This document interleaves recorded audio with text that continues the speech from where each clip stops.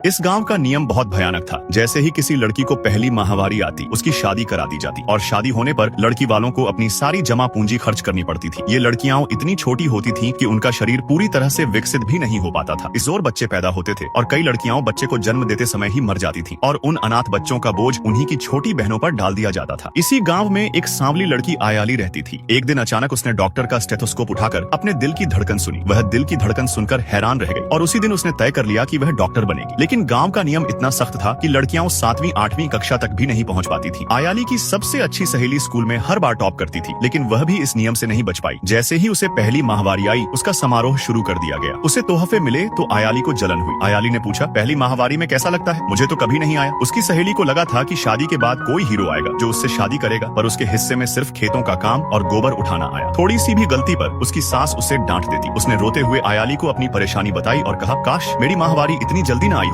आयाली का इरादा पक्का हो गया कि वह यह नियम तोड़ेगी, पर अगले ही दिन उसके पेट में भयानक दर्द उठा। वह तुरंत भीड़ से हट गई। उसने देखा कि डर सामने आ गया था। आयाली को लगा कि अगर यह बात किसी को पता चली तो उसका डॉक्टर बनने का सपना मिट्टी में मिल जाएगा। उसने फैसला किया कि वह यह बात किसी को नहीं बताएगी। लेकिन तभी प्रिंसिपल ने आयाली को बुला लिया। स्कूल के प्रिंसिपल कद में छोटे थे। उन्होंने आयाली से ऊपर रखी लाल स्याही की बोतल उतारने को कहा। तभी आयाली का हाथ फिसल गया और सारी स्याही उसकी स्कर्ट पर फैल गई। अपनी स्कर्ट पर लाल धब्बा देखकर आयाली बिना डरे खुशी खुशी अपने घर चली गई। उसने सबको धोखा दे दिया था और यह बात अपनी माँ को भी नहीं पता चलने दी। आयाली ने अपनी सच्चाई तो छिपा ली, पर वह जानती थी कि यह जीत ज्यादा देर की नहीं है। गांव में आर्या देवी का त्योहार आने वाला था और इस त्योहार में सिर्फ वही लड़कियां जाती थीं जिन्हें अभी भी लड़कियां जा सकती हैं, जिन्हें अभी तक पीरियड्स नहीं आए हो। जब आयाली मंदिर के अंदर जाने के लिए लाइन में खड़ी थी, तब वहाँ खड़ी एक बूढ़ी दादी जो गाँव की मुखिया थी, वो सभी लड़कियों को बताती है कि अगर कोई भी लड़की पीरियड होते हुए मंदिर के अंदर जाती है तो आर्य देवी उसे अमावस्या की रात तक जिंदा नहीं छोड़ती। ये सुनते ही आयाली घबरा जाती है और लाइन से हटकर अपनी चाची का हाथ बटाने लग जाती है, मगर तभी उसकी माँ की नजर उस पर पड़ जाती है और वो उसे जबरदस्ती उठाकर लाइन में खड़ा कर देती है। न चाहते हुए भी आयाली को मजबूरन दूध का लोटा लेकर मंदिर में जाना पड़ता है। आयाली मन ही मन आर्य देवी से माफी मांग रही थी, लेकिन उस बूढ़ी दादी की बातों का डर उसे अभी भी सता रहा था। अगले दिन जब आयाली सोकर उठती है और अपने दांत साफ करती है तो वो देखती है कि उसका थूका हुआ पेस्ट थोड़ा लाल था। उसे लगा कि दादी की बात सच हो गई है। डर इतना था कि आयाली रोज मंदिर जाकर आर्य देवी से माफी मांगने लगती है। धीरे धीरे अमावस्या का दिन भी आ जाता है। उस रात आयाली ठीक से सो भी नहीं पाई थी। उसे नींद तो आ रही थी, मगर दादी की बातों का डर अभी भी उसके मन में घूम रहा था। सुबह हुई तो आयाली दौड़कर शीशे के सामने गई और अपने आप को देखने लगी। जब उसे पता चला कि वह जिंदा है तो वो बहुत खुश हुई। अब आयाली खुशी खुशी मंदिर गई और देवी माँ का शुक्रिया किया, मगर इतने में ही आयाली की माँ वहाँ पर आ गई। उन्होंने आयाली से पूछा कि वह यहाँ पर क्या कर रही है, तो आयाली ने बस इतना कहा कि मुझे स्कूल के लिए लेट हो रहा है और आगे चल दी। तभी उसकी माँ ने उसका बैग पकड़ लिया, मगर वह नीचे गिर गया। माँ ने देखा कि उसमें एक कपड़े का टुकड़ा है जिसे पीरियड के वक्त इस्तेमाल करते हैं। ये देख आयाली की माँ को बहुत गुस्सा आया और उन्होंने उसे तेजी से एक छांटा मार दिया। असली मुसीबत तब शुरू हुई जब माँ को आयाली के बैग में वह कपड़ा मिला जिसे पीरियड के वक्त इस्तेमाल करते हैं। वे सुन्न रह गई। गुस्से और खौफ में उन्होंने आयाली को एक जोरदार थप्पड़ जड़ा। माँ समझ चुकी थी कि आयाली ने सबसे बड़ा नियम तोड़ा है। वह पीरियड्स के दौरान आर्य देवी के मंदिर गई थी। माँ जमीन पर गिर पड़ी और रोते हुए देवी से माफी मांगने लगी। उन्हें यकीन था कि अब अमावस्या की रात आयाली की आखिरी रात होगी